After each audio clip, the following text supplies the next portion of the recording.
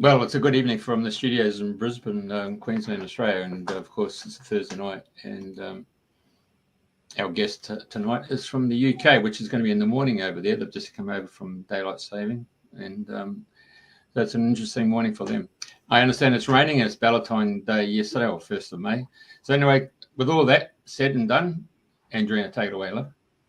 Thank you, Jeffrey. Good morning, everybody, and good day, and welcome to anybody who's new listening to Dreaming a New Dream. And today it's the 2nd of May, 2024.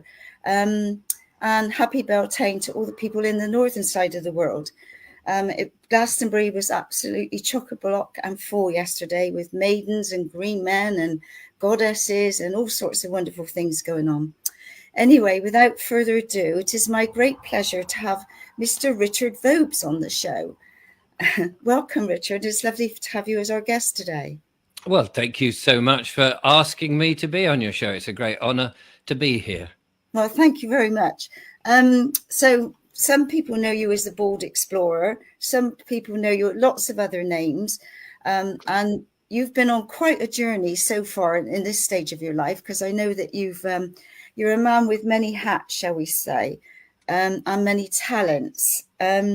So I know you've been like a filmmaker, a compere, a comedian, historian, and you're now exploring Britain with the lovely Julia. And in your bio, I came across the English couple. I had no idea what that was. So I had a look to see all the different things that you or Julia had been doing, going all around the country, which is amazing. So can we start at the very beginning, the different steps that have led you to where you are now today? And just because I know you're quite a comedian, because I've seen you quite a couple of times. I saw you in Glastonbury with Sandy and Roseanne weeks ago, and you had everybody in fits there doing your comedy bit. So can you tell me how all this came about? Well, I'll try. As you say, it's not been a conventional life, I think, for me, which I'm very thrilled about. So where would you like me to start? Well, the very beginning. At the very beginning. Yeah, you started off in Hampshire. So I did. I was born in Hampshire. Funnily enough, at a very young age, I was born in Hampshire and didn't really know very much about it. But I've been back to the cottage hospital, which is in a place called Liss near Petersfield. And I think it's now a retirement home, which is very strange to think that it was a cottage hospital back in the early 60s. And now it's for retirement people. I feel that they're just waiting for me to return. Yeah. Which would be a little bit strange to do. However, yes, I was born there, but I wasn't there for very long in Hampshire. My parents lived fairly nearby. I forget the name of the little village just outside Havant, which is down near Portsmouth. But we moved to Sussex, to a place called Horsham when I was 5, and I lived there until I was 18, attending the various schools. Not very happy memories of school, to be honest with you.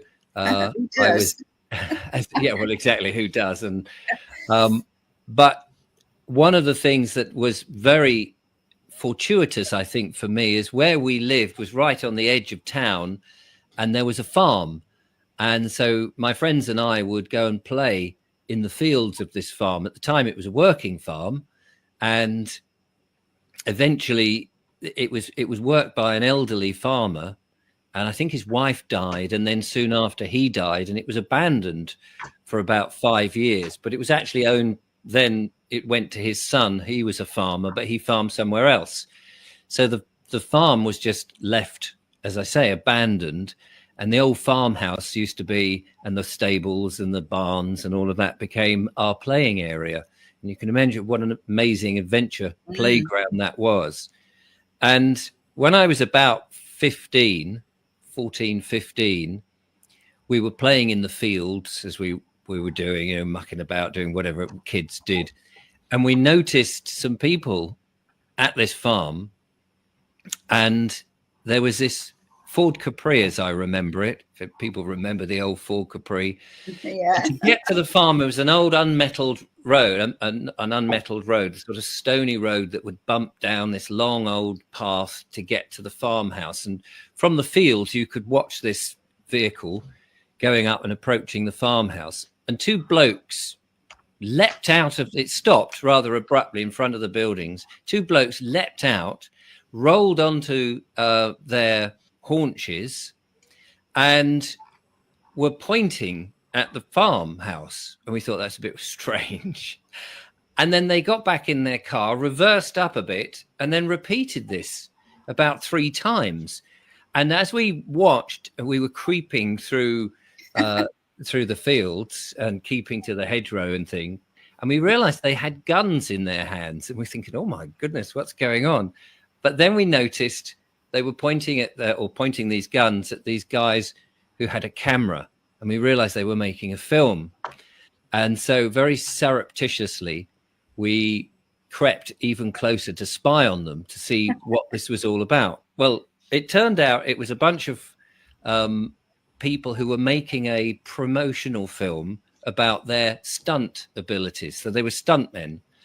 And they proceeded, I mean, this is like boys' own stuff. They proceeded with this very vague storyline of which a girl had been kidnapped, and these two blokes in the Capri who had leapt out were there as like Bodie and Doyle type things from The Professionals, plainclothes policemen with guns. And this is in the 1970s, you know. And they chased after the kidnappers. There were guns going off. They clambered up onto the roof. One of them was shot and fell through a veranda and crashed down. Another one one of the bad guys was shot as he was climbing along the rooftop of the farm and rolled off and hit the ground. And then eventually the girl was ushered into this upper floor of a brick barn, which was set on fire. And the rescuers had to go in and got hold of her. And she came out with her back on fire. And anyway, they rescued her. But this was all in stages. But that was the sort of bit. So we watched them set up all these different things with cardboard boxes and mattresses on the top, so that when they were doing these stunts, falling off the rooftop, they would fall and land. And of course, you didn't see that bit on the camera. And we were just absolutely mesmerized. And eventually, you know, we were there standing by them watching, and they were telling us what they were doing. And that was the beginning, really, for me, at that early impressionable age of what am I going to do? I thought, this is what I've got to do. I've got to either be an actor or I've got to be a filmmaker, because it just seemed the most enjoyable thing that had ever happened to me.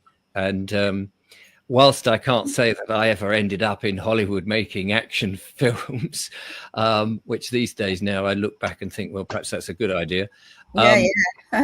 It certainly proved inspiration, and changed how I thought about school, about the sort of things I wanted to do, and all of that. So yeah, that was pivotal, I think, to the journey that I have been on since. And I can see we're looking at the old Capri car there. I think the one we looked at was a classic grey one that people would drive around. It's very strange to see them now, because they do look very vintage. Well, it's interesting that experience arrived on your doorstep, so to speak. Yeah, quite literally on the door. It was right at the back of the house, and unexpected too. But the farm was it was a fascinating place, because we also found, and sometimes trying to put these things into order, into a chronological order, isn't easy. But we found 2 other interesting things, not that really related to where I am now, but one was the derelict farmhouse had a little back toilet, a sort of brick toilet on the back, and the house was empty and falling to bits and what have you, water coming through the roof and all the furniture gone and the windows broken. But in this toilet area at the back was this tiny, well, I imagine it must have been like a tin, cocoa tin or something like that. And we stumbled in it one day, and we were rummaging around, as you do, nosy kids.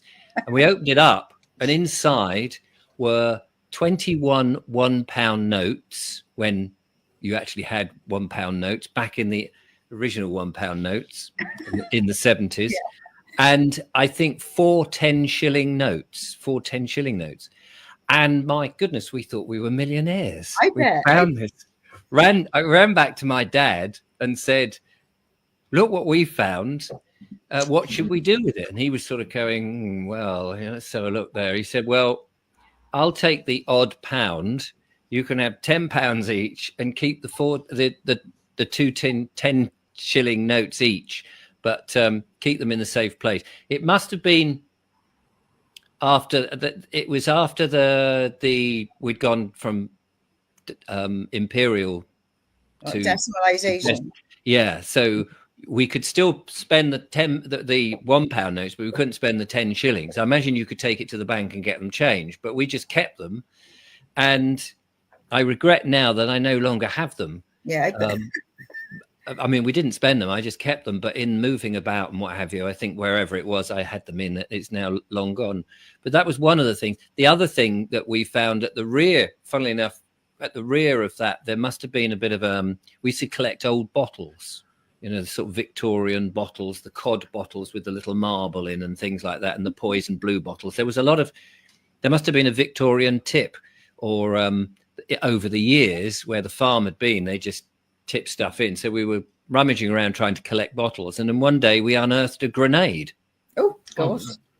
And it was a rusty grenade. I mean, very, very rusty. And now bear in mind, my mate Peter and I were fairly ignorant, really. And we saw this thing, and first of all, it was like, my God, it's a grenade, And we thought, I wonder if we can get it to go off. Ooh. So we very gingerly put it on some rocks or some bricks, and we stood a distance, which actually, if it had gone off, it would have maimed us, if not killed us. And we started to throw things at it to try and agitate it, because the pin was that rusty that we thought it wouldn't take much, just a few bangs and it would go off. But it didn't. So in the end, we ran back and again spoke to my dad, said, there's a grenade up there. And he came in and he went, oh, my God. He said, keep clear. And he rang the police. And that afternoon, the bomb disposal unit came out. And I think actually, in retrospect, they blew it up. They got us back and they blew it up with some plastic explosives. But I think it was probably quite safe. I think they could probably have just taken it away. But for the fun of it, to show us how dangerous it was, and probably for them to have a bit of fun, it was on farmland. There was no one to clear away. They just blew it up. and we watched it. And it wasn't as impressive when they blew it up as I thought it might. I thought it was going to be a massive, like a nuclear explosion. But it was just a sort of a loud bang. So, the farm was a great place for young boys to enjoy. Absolutely. Definitely. But now, unfortunately, when I was 18 and I'd left home, it was just at the beginning where this was beginning to be developed. And now it's one of these god-awful modern housing developments with no life in it. And, well, there's people in it, but it's... we know what you mean. You know what I mean? It's sort of horrible things. And it's a shame, because I subsequently went back and made a video called They Stole My Childhood, because by building on that whole area, it's completely unrecognizable now for what it was. And I was trying to work out that the farmhouse was here and the barn that we made as a camp was over there, because these are people's houses and what have you.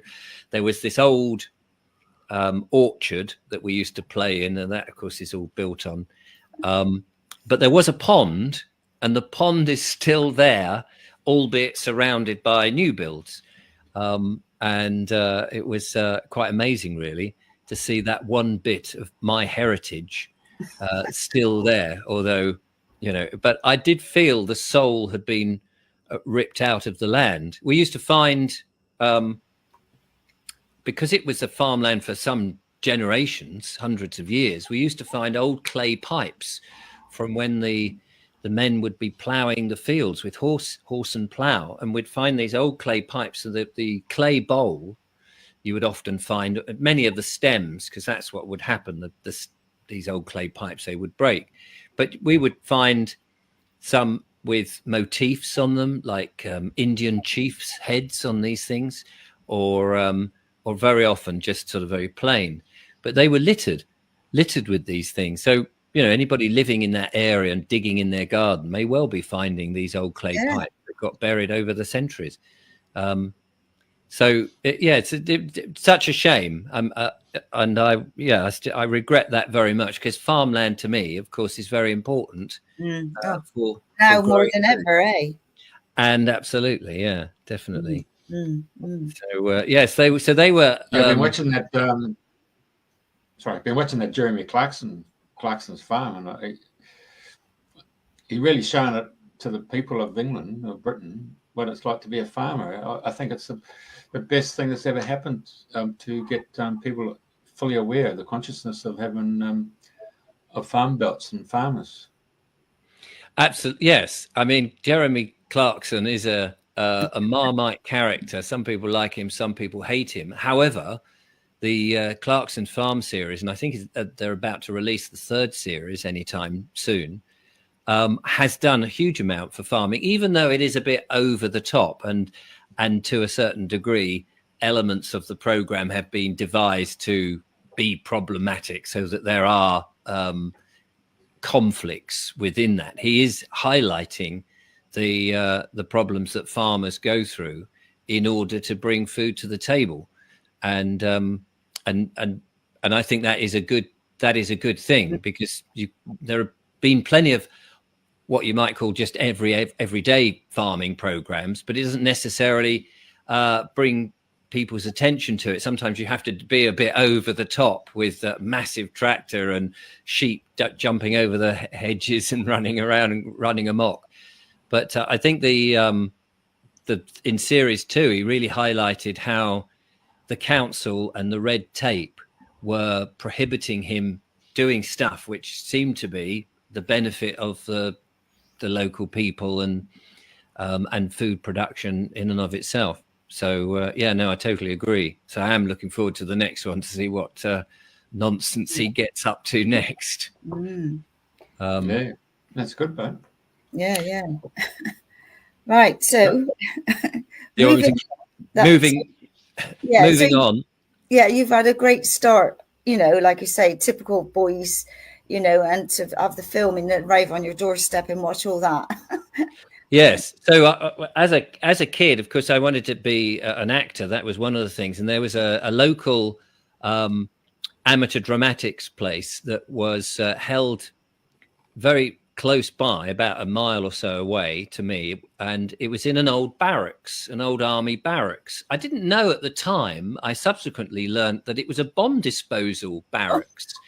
And it's like really weird that I'd had that experience with the grenade and the bomb disposal unit coming out. I had at the time I didn't know that. I just thought it was an ordinary barracks because it had the parade ground and the old huts. But in one of the huts, there was an amateur theatre group would come. And I think in the other huts were used for other hobbies and various organizations and things. So I became a member of the young players there and was involved. The very first thing I was involved with was Toad of Toad Hall. They were putting on a production of that, and so I got involved in that and various other productions. And I started to act in those, and to I was going to say much acclaim, but to the local paper they would write reviews, and then there would be pictures of me playing parts, and quite why they picked me out, I don't know, but I was getting sort of renowned, I suppose, locally. And then I started to do drama courses that were held in Sussex by the regional drama advisor at the council, which I don't know whether other councils had this. I mean, this was now. Do they? West Sussex County Council it was, and very lovely bloke, George Rawlings, who ran this thing, and I loved it, and I absolutely loved it. I tried to get on every course I could do, and they ran courses for students, they ran them for amateur dramatics, and for semi-pros, and I would just keep applying, and I became known in there. And curiously,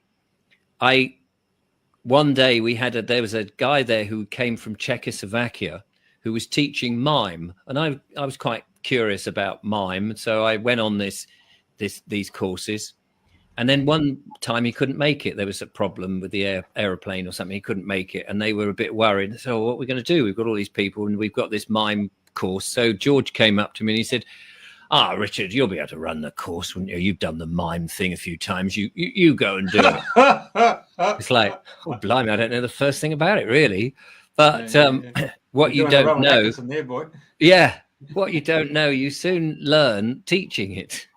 So I got these guys together, and we were teaching. I was teaching them, and people would ask me questions, and I had to just think very quickly on the techniques of doing it. Now, subsequently, there are a little bit of mime for you. Yeah. I subsequently have been to mime school a few years later, because I actually found it fascinating and interesting. And people might think, hang on a minute, mime, what is that? They always think of Marcel Marceau, the white face, stripy T-shirt, white gloves Frenchman, who was still doing mime at 80 years of age, one-man shows. Incredible. Really? Wow. And was flexible and able to move at 80. Absolutely amazing. Because the training is a bit like ballet. You really do need to know how your body works. And as Rowan Atkinson said, I think in one of his various things, my body is my tool, which is very true, actually. So I was doing a bit of all of that, but then, as I say, I did subsequently go to mime school, and that was in Shepherd's Bush in London, and the teacher there, Desmond Jones, very down to earth, very lovely bloke, and I spent a year doing that. Now, mime is very similar to filmmaking, because in mime, there's so many ideas about what mime is. I won't get into all of that, but mostly people think it's the silent language, a universal language of mime, as they say. You can be anywhere, and as long as you can convey what you're saying physically and visually, you can tell a story. And you need to make it very clear. If you take the language out of it, dialogue, you've got to make it very precise and very clear. And in order to do that, you isolate your body quite a bit by moving less certain parts of the body and moving the bits of the body you want to emphasize. So if, for example, you're having a cup of tea in your performance, and you're stirring the spoon, everything else in you wouldn't move around, and you would just focus on the bit that you're trying to draw attention to, which takes your eye, especially if you're just one man on a stage and that's all they've got to go by, so they can see what you're doing. And it's very similar to filmmaking, where you take a big close-up and you show just that one movement because everything else is unnecessary. So I learned a lot about filmmaking, funnily enough, from doing mime. And at the same time, because I had that experience with these people doing their stunt film, my friend and I, once they had left, and before I went to mime school, I borrowed my dad's SLR camera, film camera, snap camera, just 36 or 24 exposure camera. And we replicated what they did, bar the fire, in slides, in transparencies, so that we could have a slide show of the same thing. So I got my sister and a friend, and we went up there and we took photographs. We clambered up onto the roof. They'd left their mattresses and boxes. So we, as kids, we just copied it all, and we did all the same stunts, apart from the fire, because we didn't have petroleum jelly that you could set on fire and all of that. So I'd started sort of doing my own filming, and then on to Super 8. So by the time I went to mime school, I really understood how you focus people's attention, and so combining the two together was quite fun.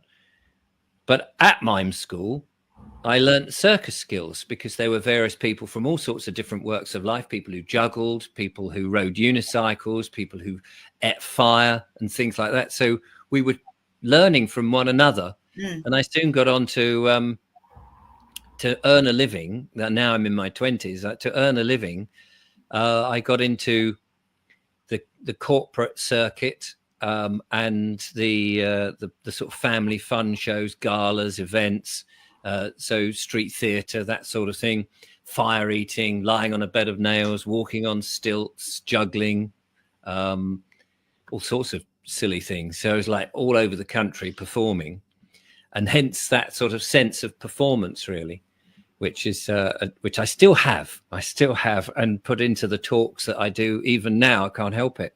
Yeah, no, but you had us all in fits. It with Clive and Sandy's talk, or Roseanne's talk.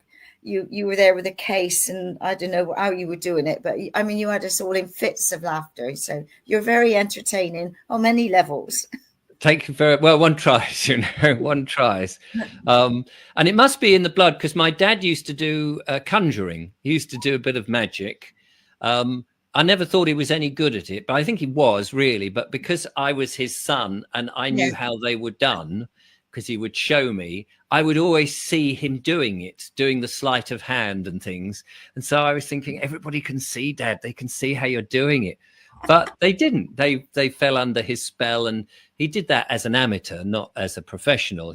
His business was making aerials, and he'd been trained in radio frequencies and things like that, which is quite interesting these days when we know about what radio frequencies can do from a good point or a bad point of view. Can I just stop you there? Can I just ask you a dumb question? When you're talking about Marcel, what's the name? Marcel Marceau. Yeah. I was also getting the picture of Charlie Chaplin and the Stooges, because they all black and white. They had to convey their message through the whole animation of their body, which was the tool, wasn't it? Yeah, no, I totally agree. And that whole art form has dwindled into a sort of a niche now. But it's funny, because every now and again there would be programs that would use effectively silent humor. The Plank with Eric Sykes being a relatively recent, and then Mr. Bean when it came out. And they win awards because it's so different, and you have to think in a different way of telling your story, especially in slapstick or things like that. But yes, my favorite was Laurel and Hardy, of course.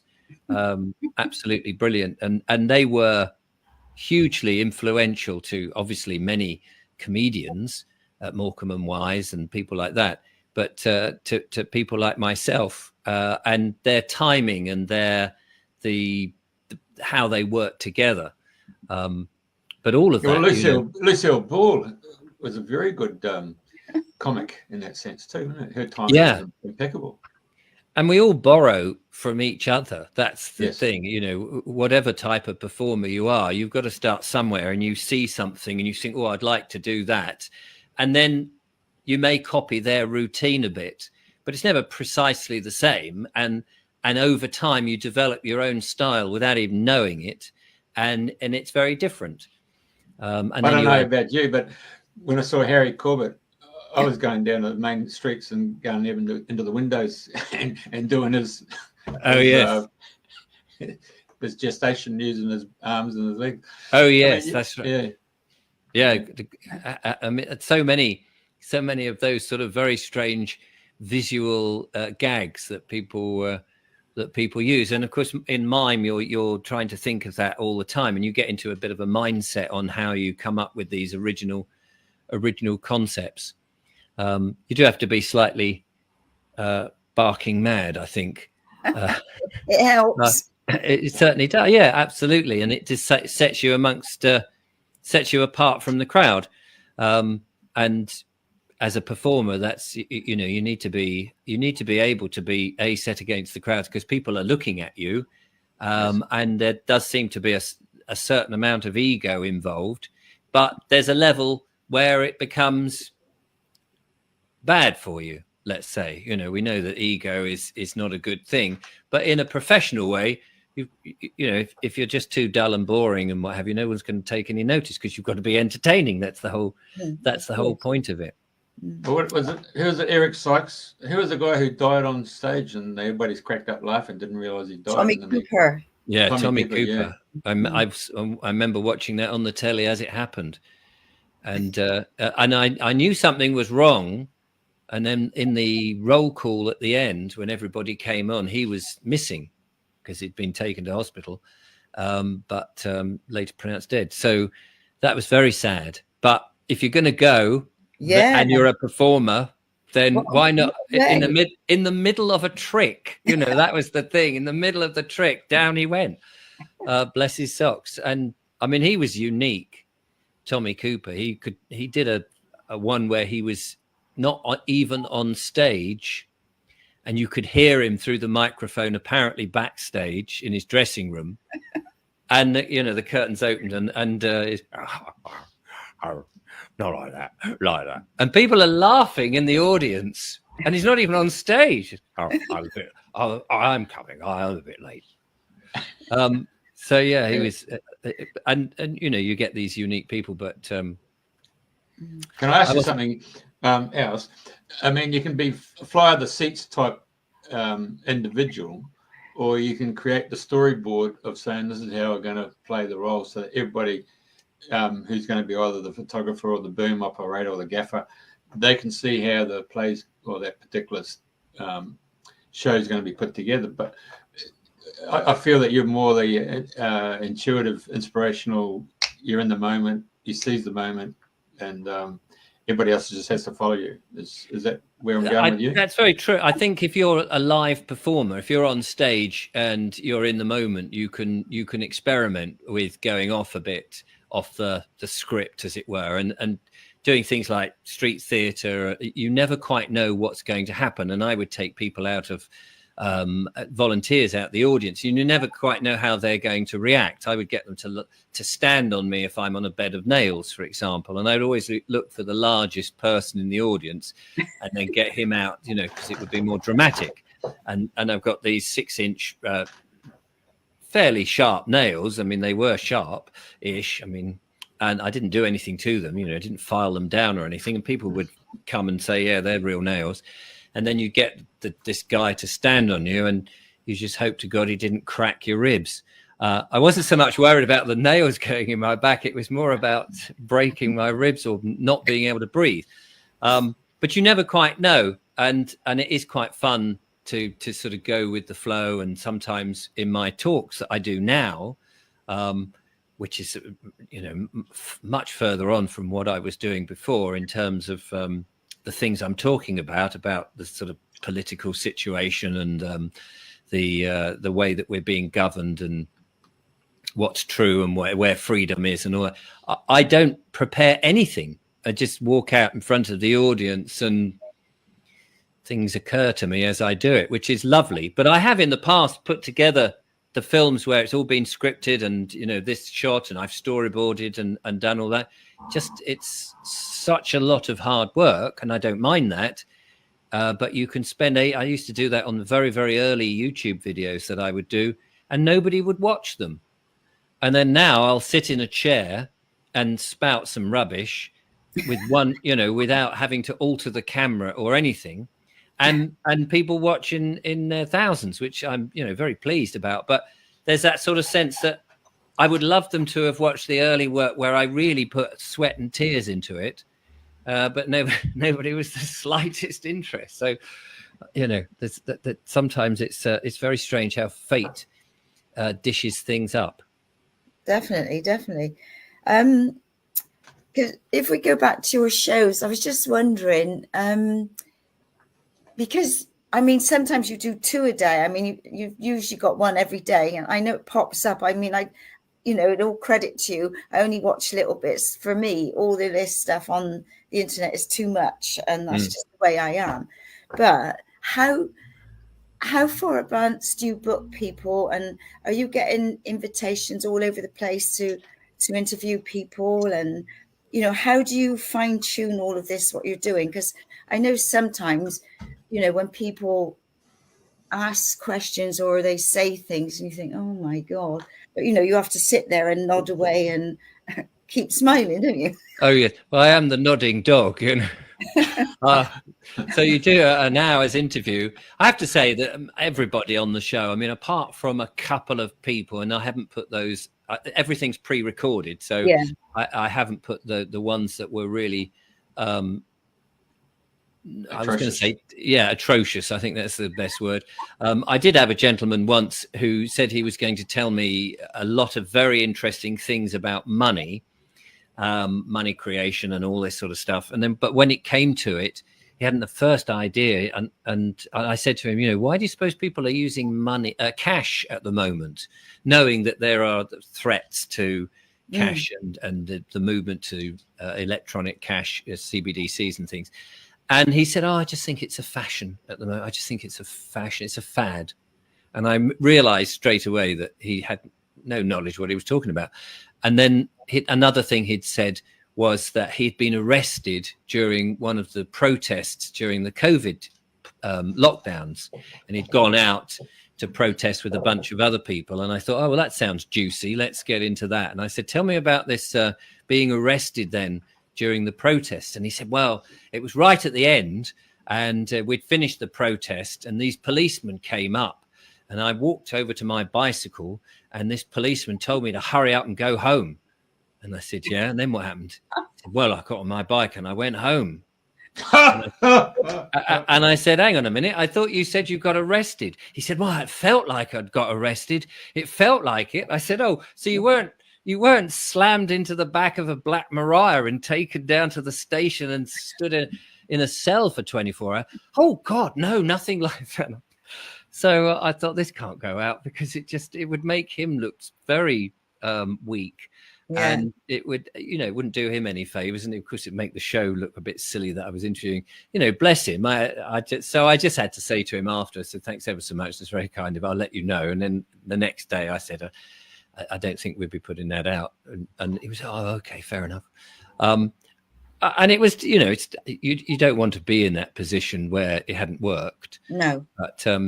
But mostly, as you say, yes, I book people it's usually about a month in advance. It just filled up these interviews that I do on YouTube. I was finding people were very keen to come on the show and talk about all sorts of things from, well, money creation and sovereignty, health, spirituality, all sorts of fascinating things. Took me on a journey that I had completely no knowledge of and unexpected. And some of it was very challenging. And I realized right at the beginning, if I was going to do these, I would have to have an open mind and just accept what people said, not challenge it. In the past, I would have been perhaps a bit more forensic with them and said, well, what do you mean by that? And how can that possibly work when they're telling you things like bioresonance, a machine over here in a different country can still actually operate on your health millions of miles, not millions, but, you know, thousands of miles away. Yeah. Or how you can talk to water, and if you give it love, it's beneficial to you, and if you sort of give it hate, as it were, it's detrimental to you. And so you had to have an open mind, and it took me on this journey. And as I say, I would have been a bit more sort of in denial of things, but taking that attitude was the best thing that I could possibly have done, because I learned so much. It humbled me as well. And you thought, wow, there's so many interesting people, and there's so much more to life than meets the eye that that we normally think of. The sort of, you go to work, you go to school, you go to work, you get your pension, you retire and die. And actually, you know, we should be enjoying and thriving in our lives. Yeah. So, and of course, there's so much of history that's been hidden, and particularly in the health world, there's lots of stuff that's been occulted, and big industry has taken it to their advantage so that we don't know, so they can sell us more. And I think we're now beginning to realize that in bigger numbers, and free ourselves from that one way of thinking, and an alternative health that used to be the thing, you know, the wise woman in the village, and people used to be able to name the plants and name the trees and the herbs, and would, you know, and the doctors were quacks in those days. What, take that, you're joking. But now, because we, you know, the whole thinking has been switched. But yes, I do sit there and I do nod. Because ultimately, I think it's down to the audience. You know, it's for the audience to decide, not for me to pass criticism or put a judgment or anything. It's down to the audience to sort of go, well, that was really interesting, or not. You know, whether they believe it or not, it's up to them. And I sort of say, I don't always say it in every show, but it's down to them to do their due diligence, not just to accept anything foolhardily, but at the same time to take it on board, have an open mind, because you never know what might be said may well be beneficial to them. And may not. And of course may not. But, you know, we have our minds are closed to most things which we don't understand. And that's been detrimental to us in many ways, because I think we've ignored so many good things and not realized it, because we've given away our responsibility to all these bodies, these wonderful, kind, benevolent governments and their various quangos who say, well, don't worry, we'll do that for you, we'll look after that for you. And in the end, we've become a bit impotent. We don't know how to do things. You can barely stand on our own 2 feet anymore without somebody saying, oh, here's a crutch for you. Oh, thanks very much. That's very kind. I couldn't possibly survive without it. When of course we can, because we're incredible people with so much potential, but the system has kept us in our place. Not for much longer, eh? You guys in England, you had a guy called David Frost, and then you had Michael Parkinson, and both those individuals really knew their craft. Particularly, I like Michael in his way. He had a clipboard and you could see he had his questions there, but once he fired off his first question, I could see that clipboard be placed to one side, and he was just ingrained with the conversation, because he knew that as he was listening, the next question was formulating, and it took you on a journey. It was very good. Yes. I remember all these old David Frost, hello, good evening, and welcome, as he used to say.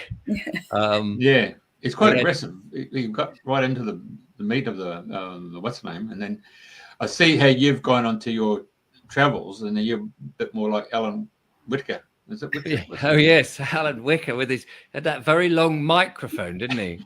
And those big thick glasses, and he would on Wicker's World. Wicker's World, that's it. Yeah, Wicker's World. I can't really do an impression of. I can hear his voice. Alan Whicker. But yes, some are more easier to do. But yes, he very much an explorative sort of figure in a nice suit, in a black suit, you know, which was very formal. And there he'd be in, I don't know, some Indian tribe somewhere in a black suit. It's so incongruous and so English, you know. But I love that. I do love that sort of sense that because you get some presenters, and Michael Palin, of course, would sort of dress in the same garb as the places he'd going to a certain degree. But I love the fact that, you know, somebody in a suit. I wanted to make a film, and I haven't made it, but I would love to have made one of these long pilgrimage type films on these walks that we get here. So there's one near me called the South Downs Way, but there's much longer ones. The what's the one in Spain where you go across the mountain range? Santiago, whatever it's called. South Sea. Astilla. Cosmo. Gizmo. Yes. Cosmo. And then there's the Appalachian, you know, the Appalachian Mountains. Well, I would love to do all of those. Camino, that's right. The Camino, the one in Spain. My sister did it. But I would love to do that in a bowler hat and a 3-piece suit and an umbrella and patent leather shoes. See how far I can get. Maybe Patrick, what's his name? Patrick Nee. Patrick McNee from the Avengers. Yeah, Avengers. Yeah. Steed. Yeah, I'd love to do it. You know, in a completely incongruous outfit, inappropriate, and just see how far you could get before you're ripped to shreds, or it's just dusty and has fallen to bits. You know, but what a great image that would be traveling. I say, old chap, view out here is rather spiffing, isn't it? Don't you think? Have you shower? Yeah, but what we don't see is we see a tube that goes to a refrigeration. So underneath you've got a bloody refrigerator suit. Oh yes, I think a nice ice cold Pimm's would be appropriate at this moment. Thank you so much. It'd be rather jolly, but yes, not made that yet. That's in the bag. It's one of those one-day films. Right, can we?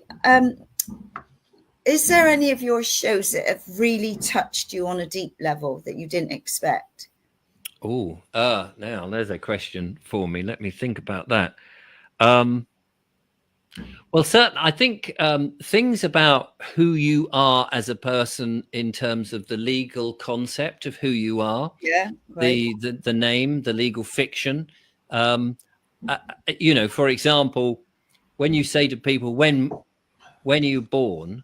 And they sort of name the day, and you say, well, how do you know that? You only know that because your mum and dad told you, and that's hearsay. You can't prove it legally. You can't prove it. So how do you know you were born on that day? Even though you were there, you're only two witnesses, really, your mum and dad, and maybe the midwife.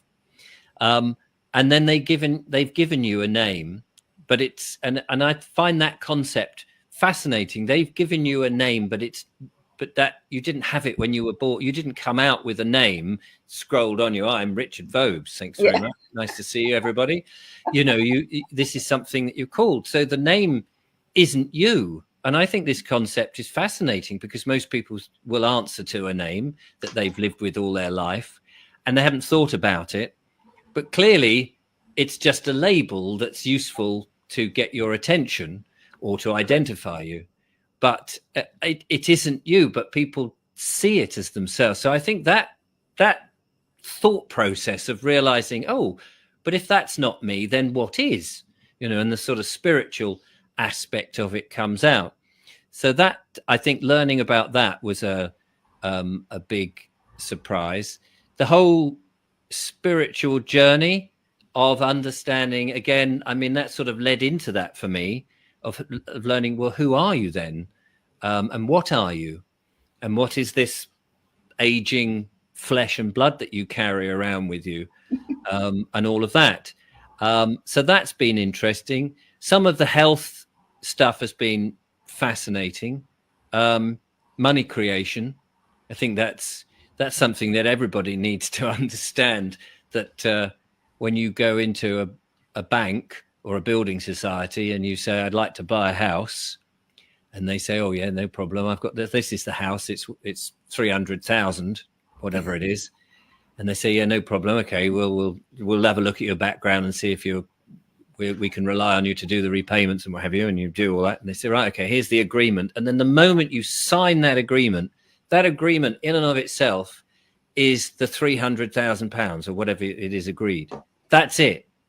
And you put that, they take it, put it into their vault, and they add the 300,000 noughts to your bank account, and then they ask you to pay them another £300,000 over 20, 25 years with interest.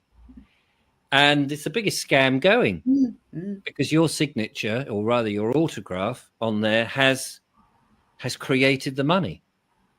And so they're not lending you anything. So that, to me, has been fascinating. The whole money creation and promissory notes, you know, the notes that we have in our pocket that we hand over, and it says on there, they're from the Bank of England. And then you learn that the Bank of England is not really a bank, and it's nothing to do with England. It's a company, a separate company from the government. And you, hello, what's going on here then? And we're buying all this stuff. And it says, I promise to pay, but nobody actually pays. They say, oh, I promise to pay with this IOU. But no one says, well, go on then, pay. Well, what will I pay with? I mean, I think it's hilarious. And we're all using these notes. And of course, now I've discovered that we can make up our own. I can be the Bank of Vobes and issue my own IOUs. So whether anybody actually takes them or not is another thing, of course. Yeah, of course. But they can be securitized and turned into money. The whole system is, I mean, it's just, everything is so mind-boggling. So like Monopoly. Like Monopoly. Yeah. Can I take you down another rabbit hole? You can. All right.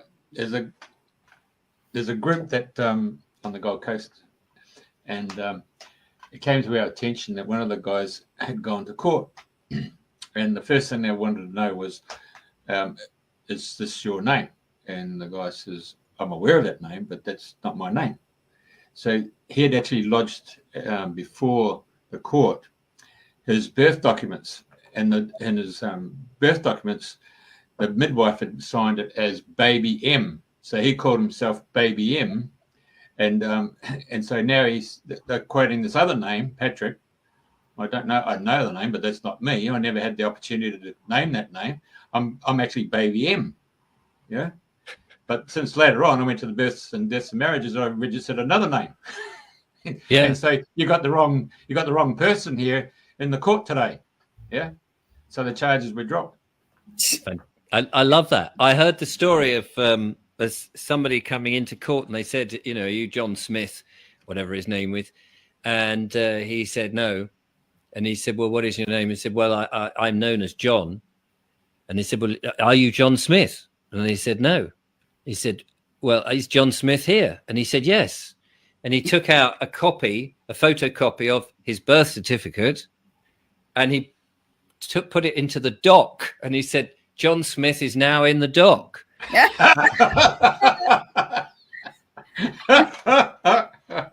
And said, he's there, but I'm still known as John. And he didn't like that. No, I bet. There was a bit of a ruckus. I don't know what happened afterwards, but I just thought that was hilarious. There, yeah. Of course, Baby M stands for the baby, and M stands for male. You know. Right. Yeah. So just a male baby. Fantastic. Yeah. Straight out of Clarkson's farm. Yeah, that's right. Another lamb. And this is my wife, Baby F. Yeah. Yeah, interesting. Oh, bloody hell. Yeah. Carry on. Sorry. Right, I know we're coming nearest to the end. Can you quickly say about you and Julia, and you're doing these travels? What was it, the English couple? I mean, I only saw it briefly yesterday or the day before, and it looks like you're having quite an adventure going around on the farms and different things. So can you share about that, how that came about? Of course, yes, absolutely. As you said at the beginning, some people know me as the Bald Explorer, and the Bald Explorer came about because on YouTube I was initially on my own exploring heritage, landscape and nature on YouTube, doing videos and visiting churches, heritage sites, and looking at nature as like at this time of year. I'll be looking at the buds on the trees and learning about the trees and the plants that are coming up, and going to different parts of the country. And I met Julia, and we started to do stuff together, and I brought her in on the channel, but it was still the Bald Explorer, and we would go off and do a bit of van life videos and things like that. But then as I started to talk about the things I now talk about on the sovereignty and the truth and health and all those sort of issues, and with the interviews, it was just me. And Julia said, oh, I've been elbowed out, haven't I? And I said, well, not intentionally. I said, let's set up another channel that is exclusively about us, and when we go traveling about, we'll record our adventures. So that became the English couple, and so that's what we do. And on the back of some of the venues that we go, that Julia comes with me and supports everything I do. She's absolutely brilliant, and I love her to bits. But when we go to some of the talks, like in Glastonbury and places like that, we'll go and try and do an English couple as a completely separate thing, not talking about the politics and the truth stuff, and just having fun. So we had to go to Buxton fairly recently, and I was booked to do a talk. So we had a walk around Buxton looking at this ancient spa town, and we took the waters, which comes out of the ground, and it's warm. The water comes out warm because it comes from deep down and up, whereas some other spring water is nearer the surface and is therefore cooler. But this is sort of, I don't know, it's like 15 to nearly 20 degrees centigrade. It's quite amazing. So it came out. So anyway, we film these things and talk about our adventures. And sometimes you see us. We were on a farm recently learning how to milk cows, which was great fun. I bet. And the cows were very welcoming. I was rubbish at the actual milking bit. Julia was really, really good at that. So yeah, so that's really what that is. It's still quite embryonic. I think we've only been doing it about a year now, just over a year. So we want to do more of those. And sadly, the Richard Vobes channel takes precedence because it's got a bigger audience and what have you. And we try to fit the English couple in, but we do try to do as many of those as we possibly can when we're out and about. And it's a great for us because it takes our mind off all the shenanigans in, you know, and it reminds people just to have fun, you know, thrive, live a good life, have a bit of, don't take life too seriously. Yeah, bringing back fun with a capital F. We need much more fun. We've had enough drama to last us, I don't know how many blooming lifetimes. So it's, exactly. You know, it's like, you know, let's make light of the situations. Let's all move forward and see how we can change things together. Yes, absolutely. And that's what we try to do as much. And we do that in real, I mean, you know, people, I don't know whether people have an opinion that I'm quite sort of, serious, talking about serious issues all the time. But actually, Julia and I, we just do some silly things off camera in life in general. We just have a laugh. And that's how we get through it all and don't take all these dark things that have been put onto us with much seriousness. Yeah, totally. I think people live in fear too easily. But then they, you know, with all what had happened in the past. Yeah. So, and now it's realizing that people make choices and we have to honor their soul's choices.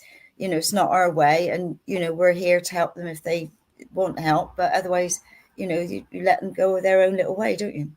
We do, which is hard when it's your children. Yeah. Who you know think you're barking mad, really. Oh, quite. And, No, and you know, you just have to go, well, I'm here when you need me. Exactly. Yeah. And that's what it's all about, isn't it? It's, you know, there's more and more people having an awareness now of being misled or not being told truths. And, you know, it's just being there to help people and talk things through and say, well, okay, that was then, but here we are now. Let's see how we can move on from it and how we can help others. Absolutely. Yeah, that's the only way to do it. Right. Is there any words of wisdom you'd like to leave us with today? Words of wisdom. Not necessarily wisdom. No, well, I read this yesterday, funnily enough, and it was on my mind for a bit. It's that if you can't control your mind, if you can't control your own mind, somebody else will control it for you.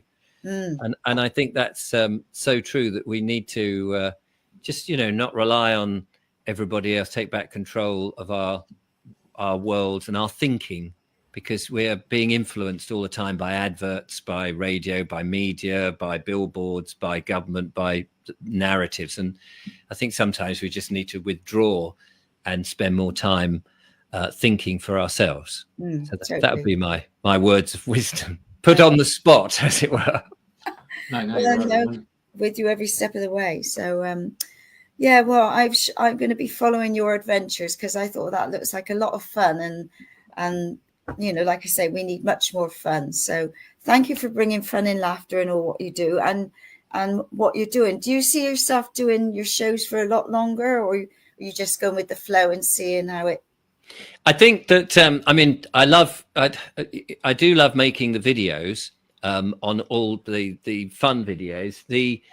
The interviews and stuff, I think, will slowly come to an end. I think we're going to, I mean, we want to get some land and we want to grow. So I want to inspire people to get back to sort of very basic, simple life, things that are actually important, and move away from the sort of the corporate world. That would be what I'm looking to try and do. So to chart that in a much more fun way and to give people a laugh, I think that's really, you know, part of my purpose here, as much as possible.